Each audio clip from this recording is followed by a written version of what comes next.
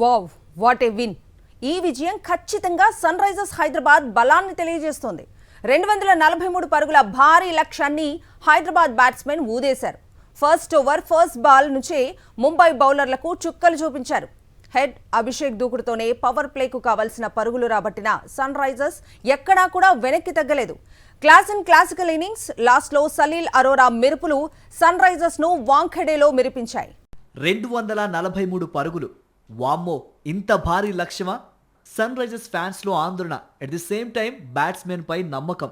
వాంఖెడేలో second innings మొదలైంది. Head మెరుపులు, అభిషేక్ ఉరుములు ముంబై బౌలర్లలో వణుకు పుట్టించాయి. ట్రెంట్ బౌల్ట్ బౌలింగ్ నుంచే సన్ రైజర్స్ ఓపెనర్స్ వేట ప్రారంభించారు. రెండో బంతికి 6తో ఖాతా తెరిచాడు అభిషేక్.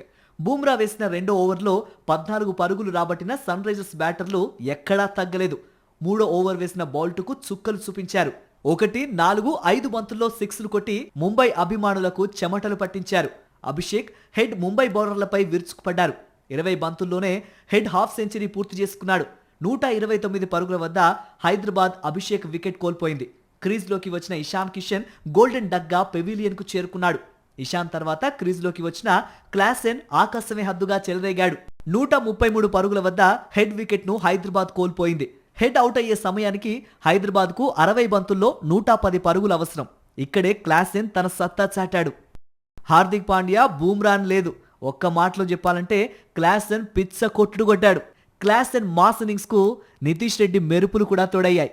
నితీష్ రెడ్డి అవుట్ తర్వాత క్రీజ్లోకి వచ్చిన సలీల్ అరోరా ముంబై బౌలర్లపై పిడుగులా పడ్డాడు.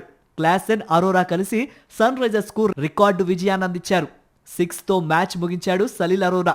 6 వికెట్లతో ముంబైపై ఘన విజయం సాధించింది సన్ రైజర్స్ హైదరాబాద్. ముంబై నిర్దేశించిన లక్ష్యాన్ని 18.4 ఓవర్లలో 4 వికెట్లు కోల్పోయి ఛేదించింది. క్లాసెన్ 65, అరోరా 30 పరుగులతో నాటౌట్గా నిలిచారు. ఈ సీజన్లో సన్ రైజర్స్ ఎక్కడా తగ్గడం లేదు. బ్యాటింగ్, బౌలింగ్లో సత్తా చాటుతోంది.